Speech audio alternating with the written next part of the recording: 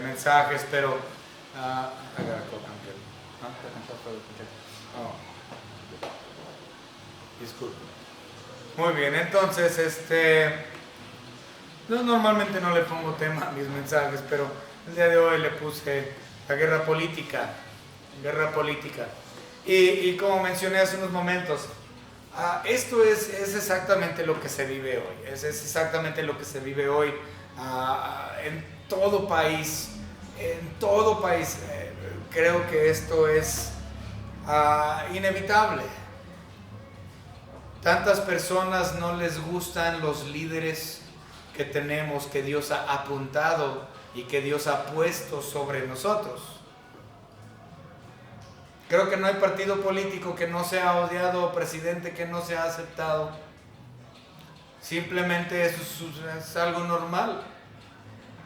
Sí, siempre hay problemas. Y entre ellos hay guerras políticas. Un partido político le tira tierra al otro partido político. Que no me gustan las enmiendas y las leyes y las propuestas que aquel hizo. Entonces voy a buscar atacarlo y voy a buscar la forma de destronarlo. Porque no estoy de acuerdo con cómo está él llevando a cabo el liderazgo de nuestra nación. En el caso de David, esto es exactamente lo que está pasando. No se sabe realmente dónde poner este capítulo 64 en los anales de la historia del reino de Israel, pero la mayoría piensa que ya es cuando David había sido ungido, ya era rey, y posiblemente muchos de los seguidores de Saúl están en desacuerdo ahora con la coronación de David. ¿No les gustó el nuevo rey escogido por Dios? Saúl era rey de ellos, ahora está el ungido de Dios y no lo quieren.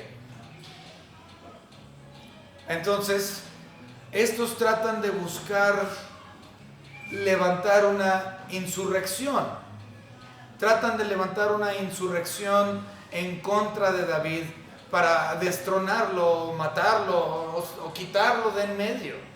Porque no están de acuerdo con sus políticas, no están de acuerdo con su persona. Entonces, esto es muy normal hasta el día de hoy, lo vemos en todos los países. Y de los versículos, y esto es una queja, ¿sí? Y sabemos que es una queja en su salmo de lamento, y lo vemos desde el versículo 64, desde el versículo 1. Dice: escucha, oh Dios, la voz de mi queja. Entonces, claramente es un lamento. Todos los salmos que son lamentos son quejas en el libro de los salmos. Entonces, encontramos que es una queja, y en los versículos 2 al 6 encontramos la descripción de conspiradores y la manera en que ellos operan. Entonces vemos que están conspirando contra él, lo vemos del versículo 2, la última parte del versículo 2, de la conspiración de los que hacen iniquidad. Entonces, son personas que no están de acuerdo con el asunto del ahora nuevo monarca. Entonces deciden, bueno, vamos a levantar una insurrección, pero para poder levantar una insurrección en contra de su gobierno, vamos a tener que conspirar para que todo nos salga bien. Vamos a tener que conspirar y buscar información que hunda al nuevo gobierno. ¿Sí? Entonces, de los versículos 2 al 6 vemos eso. Y de los versículos 7 al 10 nosotros observamos que David tiene la expectativa, la confianza total en que Dios va a pelear por él, va a pelear por los fieles, va a pelear por los suyos. Demuestra esta confianza que él tiene por Dios, él tiene en Dios, sabiendo que Dios tendrá la victoria últimamente. Entonces eso lo vemos en los versículos 7 al 10. También es interesante notar, y esto también es muy cierto, es interesante notar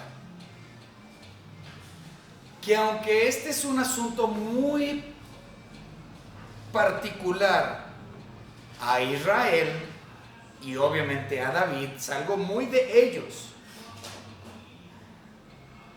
esto tiene un resultado para ser visto por toda la humanidad. Es para todos, es para todo hombre, para toda la humanidad. Entonces, en realidad lo que sucede aquí con esta guerra política en contra de David y su ahora monarquía es un ejemplo para todo el mundo por el juicio justo de Dios, y el resultado es que los santos, los elegidos, se glorían por la justicia de Dios. Vamos a verlo entonces nuevamente. Vamos a ver nada más los versículos 9 y 10 rápidamente antes de empezar con nuestra oración, para ver que aunque es particular a Israel y particular a David, en realidad es para toda la humanidad. Ok, dice el versículo 9 y 10. Entonces temerán todos los hombres y anunciarán la obra de Dios, porque han visto el ejemplo, ¿no?, de Dios, que Él tiene victoria sobre los enemigos, y entenderán sus hechos. Luego dice, ¿y qué es lo que sucede? Bueno, el resultado es que se alegrará el justo en Jehová. Es decir, el que es salvo, es santificado, el elegido, es alegrado, es gozoso, porque ha visto la justicia de Dios impartida de forma perfecta en el asunto este de David e Israel, y lo han tomado como ejemplo para saber que Dios es justo y todopoderoso. Entonces es algo muy hermoso ver que ciertamente esto es para toda la humanidad, por el atributo de la justicia de Dios.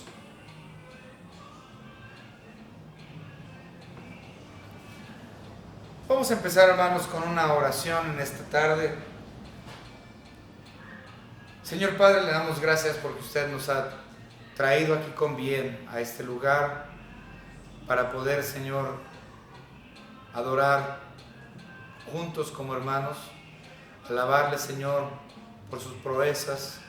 Gracias, Señor, porque usted nos ha permitido sentarnos con la ayuda del Espíritu Santo que mora en la vida de cada uno de sus hijos, poder ser edificados por medio de su bendita palabra.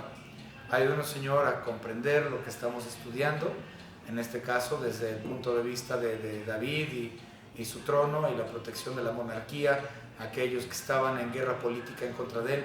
Ayúdanos, Señor, a poder entenderlo y por medio de su Espíritu Santo ser iluminados, Señor, y que sea el Espíritu Santo que nos ayude a dar aplicación a nuestra vida, Señor, de esto que estamos estudiando en esta tarde. Gracias por la salvación preciosa que usted le ha otorgado a sus elegidos. En el nombre de nuestro Señor y Salvador Jesucristo, nuestro Señor y Dios. Amén. Muy bien. Ahora, la queja de David como tal empieza con 3 peticiones. O sea, vamos, su queja tiene 3 peticiones. Número 1 es: escúchame, Dios, escúchame. Escucha mi queja. Eso lo podemos ver en el versículo 1. La segunda cosa que él pide también en el versículo 1 es: guarda mi vida, Señor, guarda mi vida. Tengo temor de mis enemigos. Guarda mi vida. Ellos están buscando atacarme. Guarda mi vida. Escúchame, Señor, guarda mi vida. Y la tercera petición es, en el versículo 2, escóndeme. Escúchame, Señor, guarda mi vida, escóndeme en ti. Estas 3 peticiones nos muestran claramente que David estaba verdaderamente atemorizado de sus enemigos, como claramente se nos dice en el versículo 1, que dice: guarda mi vida del temor del enemigo. Él estaba realmente con miedo. Él le dice: Señor, escúchame. Señor, por favor, guarda mi vida. Señor, por favor, tú escóndeme. Tú sé mi escondedero fiel. La realidad es que estas 3 peticiones deben de ser... Es un ejemplo real de cómo debe de ser todavía. Como cristianos, hijos suyos, cuando estamos en una situación como la que estaba David, lo primero que debemos hacer, Señor, por favor, escucha mi plegaria porque estoy en una situación muy, muy difícil. Señor, por favor, guarda mi vida porque yo no la puedo guardar por mí mismo, yo trato de protegerme, pero últimamente, Señor, usted es el sustentador de todas las cosas. Usted es el que me da de su divina providencia, porque yo soy débil, nada más usted, Señor, puede guardarme realmente. Porque no puede pasar nada en mi vida a menos de que usted, Señor, así lo desee. Entonces, Señor, guarde mi vida si es su deseo hacerlo. Señor, escóndame porque no hay lugar donde yo pueda ir y esconderme y salirme del problema en que yo tengo. Ahora, muchas personas, fíjense, se les hace muy fácil, por ejemplo, la gente se esconde, la gente se esconde de sus problemas, es cierto. Cuando hay problemas, mucha gente se esconde. Y hay muchos métodos para esconderte de tus problemas, ¿no? Por ejemplo, en la actualidad tenemos las personas que se esconden de sus problemas por medio de la drogadicción. Se pierden a la vida, se pierden a su familia, pierden absolutamente todo, dejan su trabajo, pierden todo, se van a la droga de planos, se van a la perdición con las drogas buscando esconderse de los problemas que ellos no pueden solucionar. Y no tienen quien les ayude porque no son salvos y no tienen a Cristo en su corazón para que Dios los esconda en su persona. Otras personas simplemente que tienen problemas y buscan el solaz y buscan esconderse en la botella también. O simplemente personas que tienen problemas y corren, huyen, se desaparecen. Ay, tengo problemas con mi familia. No puedo solucionar los problemas con mi mujer. Mejor abandono. En busca de esconderse. Están buscando dónde esconderse. Porque no pueden solucionar las cosas en ellos mismos. Y en desesperación total. Se esconden dentro de su propio poder.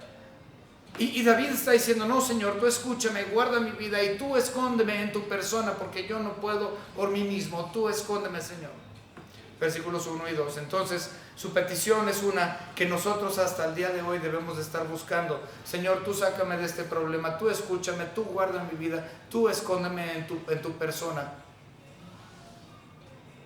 Tú dame solución. Ahora, en el versículo 2, básicamente se nos dice que escóndeme del consejo secreto de los malignos, de la conspiración de los que hacen iniquidad. Tú, Señor, escóndeme. Pues, ¿quiénes son sus enemigos? ¿Cuáles son los enemigos de David en esta ocasión? Algunas personas han asumido, le han puesto muchos nombres. Algunos incluso han dicho que solo está hablando de los babilónicos, que no está hablando de problemas o guerra interna con Israel, sino que son personas externas a Israel que están tratando de dañarlo. Pero en realidad no hay pruebas para decir que eran los babilonios. Pero lo que sí sabemos es que los enemigos, como en todos los salmos, los enemigos son los malvados. Se le llaman malvados en los salmos, o malignos, como en este caso en el versículo 2. Los enemigos son los malignos. Y estos malignos tienen planes de destruir a David y destronarlo. Y en los siguientes versículos, es decir, del versículo 3 hasta versículo 6, 2 al 6, lo que vamos a ver es una descripción interesante, es una descripción aliterada. Normalmente a mí las aliteraciones, hay sermones aliterados. ¿Cómo lo explico? Bueno, básicamente cada punto de un sermón, si empieza con ciertas letras, es aliterado, por ejemplo, y no es un acróstico, porque hay sermones acrósticos también, pero este no es un sermón acróstico, este es un sermón o una descripción aliterada, es decir, que empieza con la misma letra.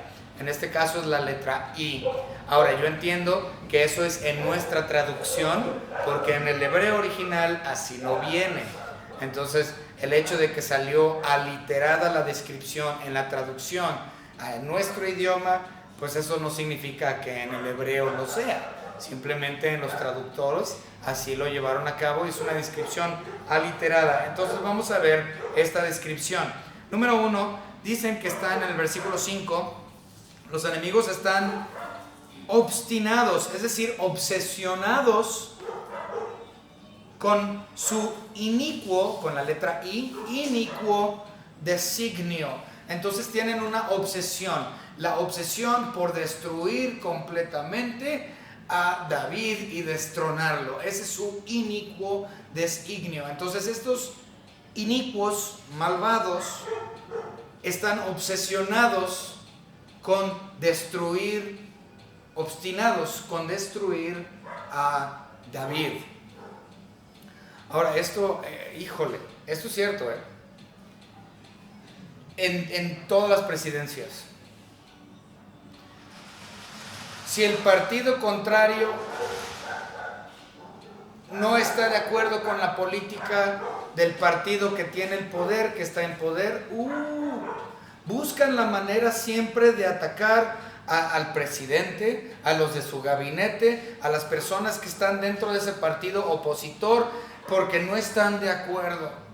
E investigan y le sacan lodo y mugre y hacen todo lo posible y parece que están obsesionados con eso. Miren, yo no sé, yo abro el internet y seguido veo personas que yo conozco que nada más están tirándole basura al presidente. Siempre andan poniendo en Facebook cosas que o yo odio al presidente porque hace esto y esto y aquello, y vean las cosas que hace y no están nunca conformes. ¿Qué ese chairo que sabe qué? Dios puso a nuestro presidente en un lugar donde Dios quería tenerlo. Recuerden, Dios pone reyes y Dios quita reyes. Y si nuestro presidente está en la posición que tiene es porque Dios ahí lo quiso y ahí lo puso. ¿Y quién soy yo para hablar en contra de una persona que Dios hay? Es más, me voy a adelantar poquito al sermón del domingo. Vámonos rápidamente a Job. Y vean lo que dice Eliú en cuestión a los monarcas. Si vámonos rápidamente al libro de Job. Y recuerden, estamos ahí en Job capítulo 34. Y Eliú habla con Job. Y recuerden que Job ha querido hablar con Dios. Y Job quiere que Dios le responda. Y Job quiere que Dios le dé una respuesta. Vamos a por qué tiene la situación que tiene. Y observen lo que Eliú dice. Eliú está algo enojado, ¿no? con la manera de hablar de Job. Y observen lo que le dice Eliú a Job. Versículo 18, 34, 18. ¿Se dirá al rey perverso y a los príncipes impíos? La respuesta es no. Nosotros hoy día no sabemos qué es vivir bajo una monarquía. Entonces no lo comprendemos en la actualidad. Por lo menos nosotros en este país no. Pero al monarca nunca se le decía nada. El monarca era el monarca. Y lo que decía el monarca era lo que se hacía. Y tú no tenías ningún derecho de decirle al monarca que él era perverso, que él era injusto. No, la decisión del monarca era completamente, es lo que es, te guste o no. Entonces el versículo 19, ¿cuánto menos a aquel que no hace acepción de personas, de príncipes, ni respeta más rico que al pobre, porque todos son obra de sus manos? Entonces está diciendo, si no te atreves a decirle al monarca perverso, ¿cómo es que entonces tú hablas con Dios y le dices, Señor, ¿por qué? ¿Cómo te atreves, no? Entonces eso lo vamos a ver el domingo próximo. Pero la idea es esa, al monarca no se le debe de decir ese tipo de cosas. Sin embargo, obviamente vivimos en una sociedad donde tenemos libertad de expresión, y yo puedo dar mi opinión en contra del monarca y en contra de que la regalada gana se me pegue, porque tengo libertad de expresión. Pero antes eso no había. Y simplemente al monarca no se le podía llamar de ninguna forma. La decisión del monarca era perfecta, inalterable. Entonces, dije aliterado. Entonces ellos tienen una obsesión, una obstinación, están obstinados en su inicuo designio de destruir a David. La segunda cosa es que esto los llevó a estar llenos de iniquidades. Y estas iniquidades, observen el versículo 6, los llevó a inquirir iniquidades. Versículo 6, inquieren iniquidades, hacen una investigación exacta. Y el íntimo pensamiento de cada uno de ellos, así como su corazón, es profundo. Entonces, está muy profundo en su corazón el deseo obstinado de destruir a David con información adquirida. Dice, inquieren iniquidades, hacen una investigación exacta. David está diciendo, este es un juego de palabras en hebreo, que básicamente, la única forma en que yo lo puedo decir, y suena redundante, pero es así. En el hebreo lo que está diciendo es que investigaron la investigación. Así es como lo puedo decir. Entonces es un juego de palabras en hebreo que significa eso. Es decir, investigaron exhaustivamente. ¿Okay? Catearon lo ya previamente cateado. ¿Va? Entonces es un juego de palabras en hebreo que viene ahí en ese versículo, que significan, David está diciendo, es que inquirieron de forma tan exacta, es decir, buscaron información de todo tipo, posiblemente documentación, o incluso investigaron la vida moral de él. Todo lo hicieron para poder difamar su nombre. Lo que fuera, para poder encontrar alguna falla en David, para poder destronarlo. ¿Y qué no acabamos de ver eso hace poco? Fíjense, es más, así lo vemos. Recientemente, yo no hablo mucho de política estadounidense porque es mucha porquería, pero Joe Biden, que no mandó un equipo de la FBI a la casa de personal de Trump para difamarlo, mandaron agentes de la FBI a su casa en Mar-a-Lago para buscar documentos en contra de él y poder posiblemente encarcelar al expresidente. Buscaron información para poder dañarlo. Cuestiones morales también. Hace ya varios años hubo un problema de sexualidad moral con Bill Clinton. Y los medios de comunicación hicieron todo lo posible para difamar y desacreditar a Bill Clinton por medio de sus cuestiones morales. Entonces David está diciendo eso. Me están investigando del todo por todo. Están investigando la investigación. Están haciendo un trabajo exacto para poder buscar información en contra de mí. Estos conspiradores que están haciendo todo en secreto, dice el versículo 2.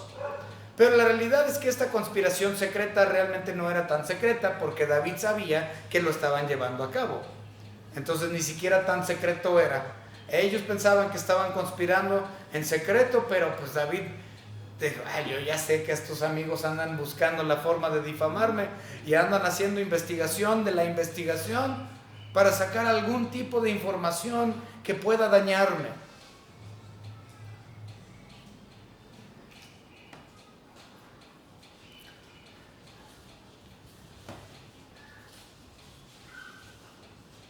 Muy bien. Ellos querían traer problemas a aquel que es íntegro, como dice el versículo 4. Querían traer problemas, a saetear a escondidas al íntegro. Obviamente David se refiere a él mismo. Ahora, las saetas, fíjense cómo describe en el versículo 3. En el versículo 3, describe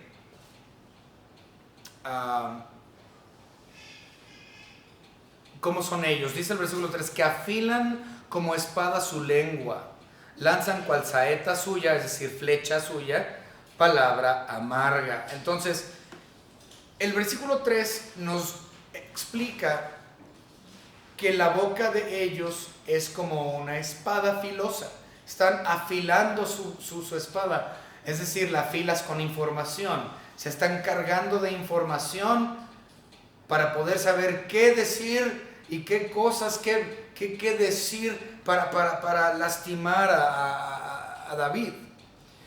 Y él describe que sus palabras son saetas, son flechas, pero las llama amargas. Ahí en el hebreo realmente la idea es que son flechas con veneno.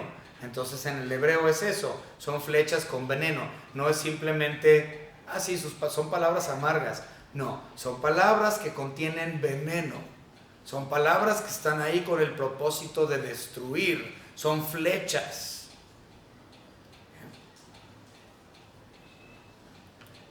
Bien. Y fíjense, de la misma manera en que ellos estaban buscando forma de manipular información o buscar información para destronar a David, a sus enemigos, David ya sabía y conocía los métodos de ellos. Él sabía que ellos estaban en busca de información. Él sabía cuáles eran los métodos de ellos para poder lastimarlo. Y la realidad es que nosotros también debemos, para darle un poco de aplicación subjetiva a la iglesia, y otra vez menciono aplicación subjetiva porque esto es, pero si nosotros queremos darle esa aplicación subjetiva, es exactamente lo mismo. Necesitamos saber cuáles son los métodos de nuestro enemigo. David sabía cuáles eran los métodos de sus enemigos. La iglesia, nuestro Satanás, nuestro enemigo es Satanás. Nuestro enemigo es Satanás y debemos de conocer los métodos que él utiliza en contra de la iglesia. Y no nos sorprendamos, porque así es Satanás. Está obstinado con la destrucción de los elegidos de Dios, así como estos estaban obstinados con la destrucción de David, el ungido de Dios. Satanás siempre busca la destrucción de los hijos de Dios. Vamos rápidamente a 2 de Corintios y vamos a leer esto. 2 de Corintios, capítulo 2 y versículo 11. La palabra de nuestro Señor nos dice lo siguiente: para que Satanás no gane ventaja alguna sobre nosotros, pues no ignoramos sus maquinaciones. La iglesia no ignora que Satanás está trabajando y está maquinando y está conspirando y está haciendo todo lo que pueda para traer la destrucción de los elegidos de Dios. Y la iglesia, que no se sorprenda, Satanás es sabio y él está buscando la manera de destruir. No creas que Satanás no está trabajando. Él está ideando, maquinando, fabricando, buscando la forma de destruir a la iglesia.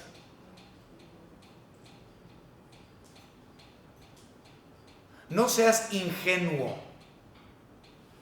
David no era ingenuo. Aunque sus enemigos trabajaban en secreto, él sabía muy bien que estaban maquinando cosas. Como iglesia debemos de comprender que eso es lo que precisamente Satanás hace. Idea y maquina y fabrica todo para destrucción de los elegidos de Dios. No seas ingenuo. Satanás no está sentado. Satanás está planificando.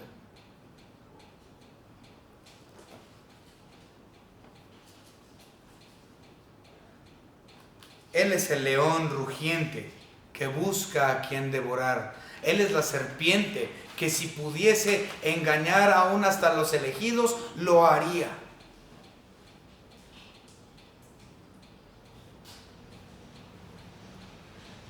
Vamos ahí mismo en 2 de Corintios, capítulo 11. Y vamos a leer los versículos 1 al 4 rápidamente. 2 de Corintios 11, 1 al 4. Ojalá me toleraseis un poco de locura. Sí, toleradme, porque os celo con celo de Dios, pues os he desposado con un solo esposo, para presentarnos como una virgen pura a Cristo.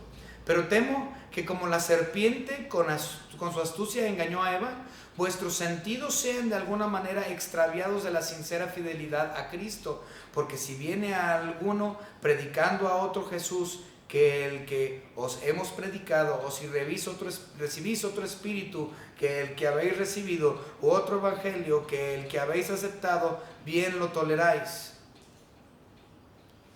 Wow. En otras palabras, Satanás ha entrado dentro de la iglesia y eso se llama apostasía. Hay apostasía y hay predicaciones y hay enseñanzas falsas detrás de los púlpitos en muchas denominaciones. ¿Y qué es lo que ha hecho? La serpiente sigue engañando. Y si fuese posible, aún hasta los elegidos lo harían. Él está maquinando, él está trabajando.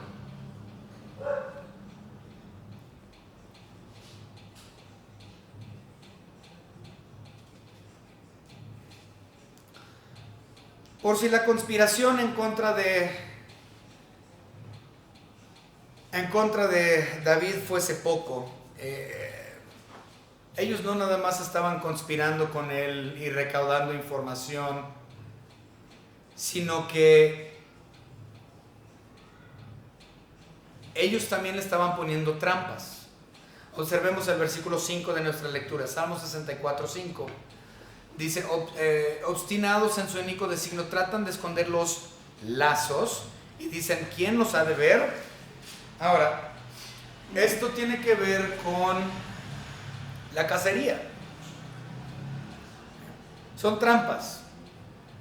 Cuando hay trampas, siempre se usan lazos. Y se ponen los lazos. Si ves algún camino donde pasan animalitos o algo, dices, mira, aquí yo puedo ver las huellas de los animales, por aquí van, y van caminando y van para allá, entonces yo voy a poner mi lacito aquí de este lado y lo vamos a esconder para que nadie lo vea y el animalito va a pasar y se va a quedar atorado en el lazo y vamos a poder tener victoria y vamos a atrapar a ese animalito. Básicamente eso es lo que está diciendo el versículo 5, ¿sí? Los enemigos no solamente han conspirado, sino porque ellos han investigado de cerca la vida de David. Ellos sabían cuáles caminos él iba a tomar. Ellos sabían que él iba de aquí para allá, que de aquí para allá. Entonces sabían hacia dónde caminaba, sabían cuáles eran sus planes. Entonces ellos ponían lazos, es decir, trampas en su camino.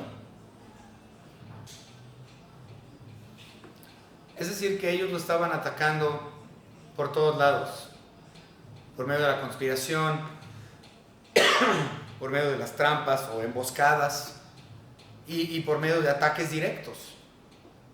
Entonces él estaba siendo emboscado, él estaba siendo atacado y se estaba conspirando en su contra, con tal de levantar una insurrección en Israel.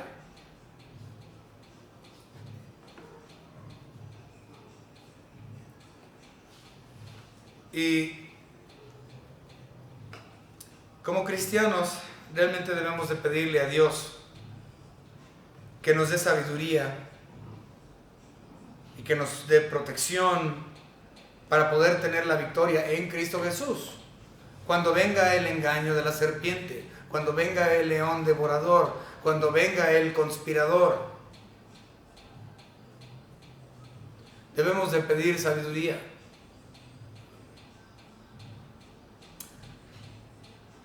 Vamos rápidamente a Santiago capítulo 1 y versículo 5.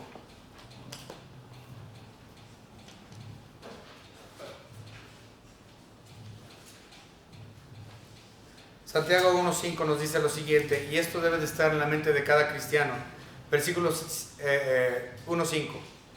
Y si alguno de vosotros tiene falta de sabiduría, pídala a Dios, el cual da a todos abundantemente y sin reproche, y les será dada. En otras palabras, cuando nosotros sabemos, otra vez, sabemos que Satanás quiere destruir de forma obstinada al elegido, al creyente, a la iglesia. No sean ingenuos, él está maquinando esto constantemente, siempre. Entonces yo como cristiano, ¿qué debo de hacer? Pues obviamente, Señor, yo entiendo y que estoy en un problema. Yo entiendo que Satanás está aquí. Y necesito saber cómo arreglar la situación en ti. Señor, te pido que de tu palabra me des sabiduría para saber cómo enfrentar las maquinaciones del enemigo.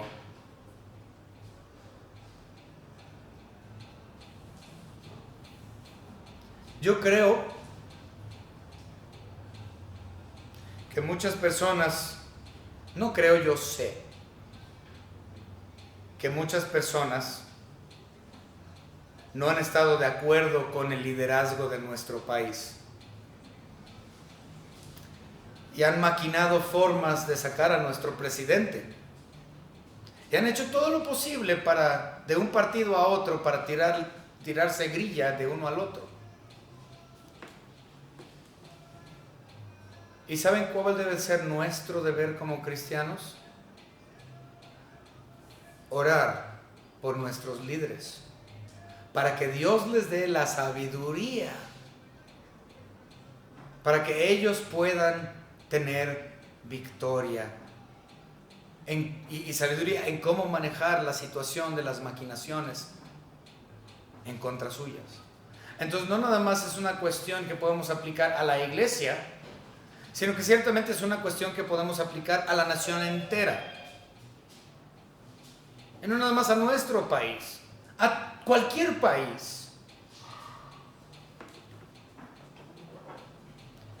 Otra vez, Dios pone reyes y es Dios quien quita reyes. Y nosotros debemos de honrar a los líderes que Dios ha puesto sobre nosotros y ciertamente debemos de orar por ellos.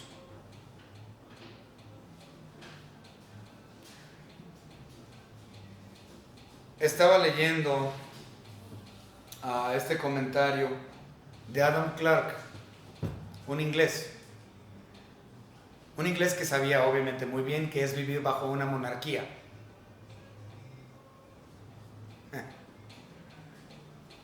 Y él dijo que no tenemos derecho no solamente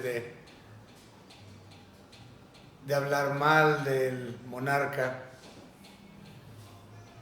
no podemos hablar mal del monarca, pero es que eso no lo entendemos en nuestro país.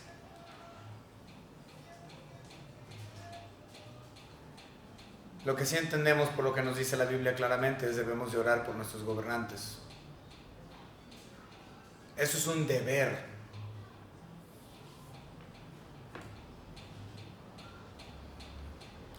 Vamos a continuar. Versículos 7 y 8.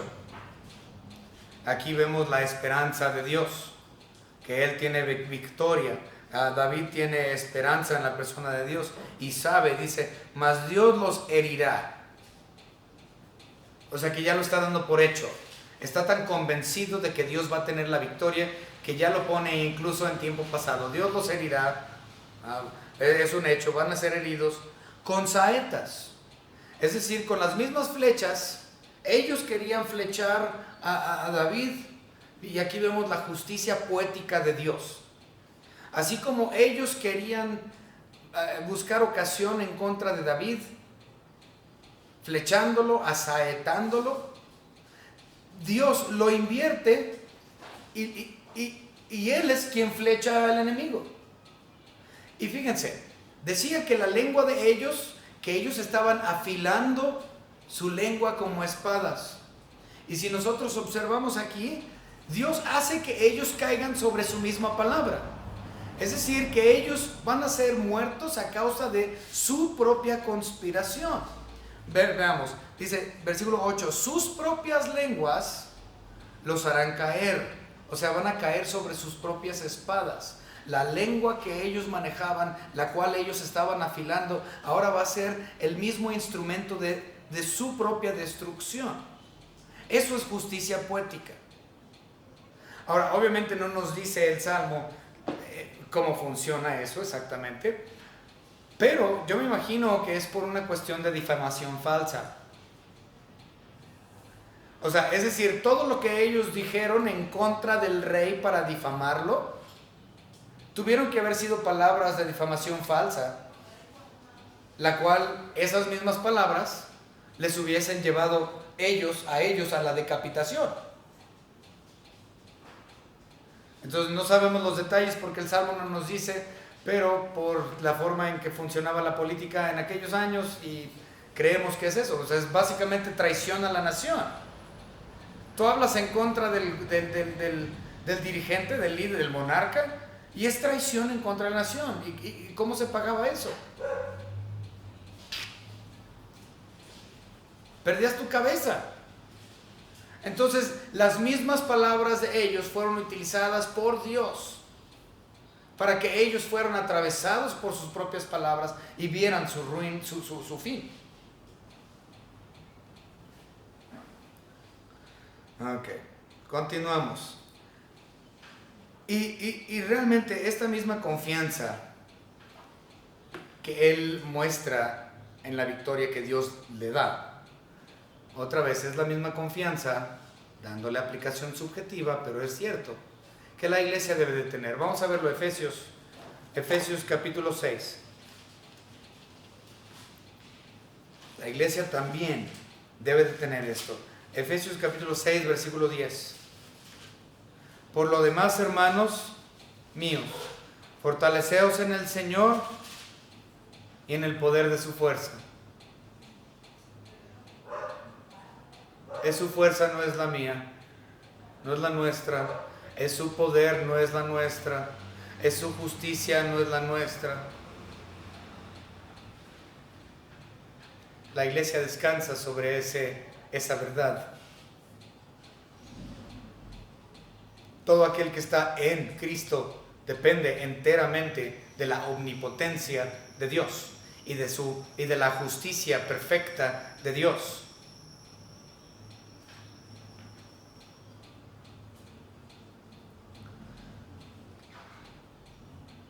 Por último, versículos 9 y 10, vemos la consecuencia de la justicia de Dios. Esta justicia hace que no solo David, sino que todos los hombres, como lo menciona el versículo 9, la humanidad entera, se maraville al considerar la justicia perfecta de Dios.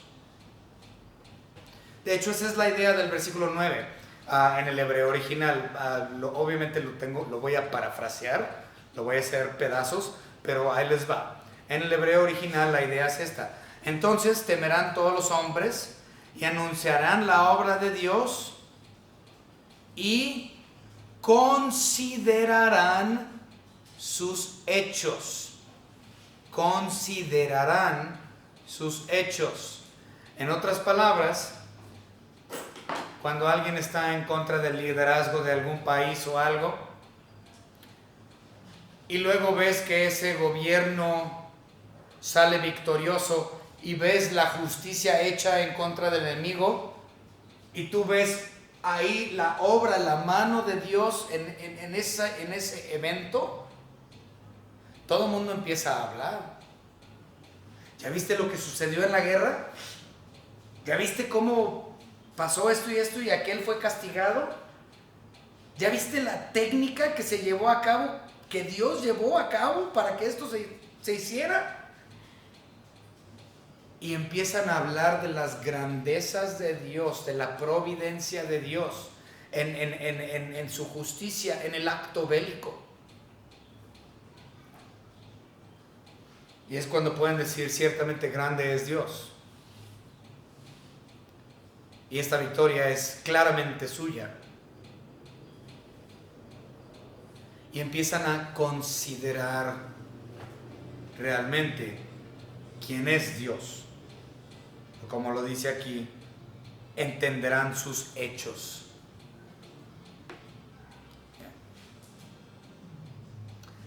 ¿Y eso en qué ayuda al elegido, al santo, al santificado?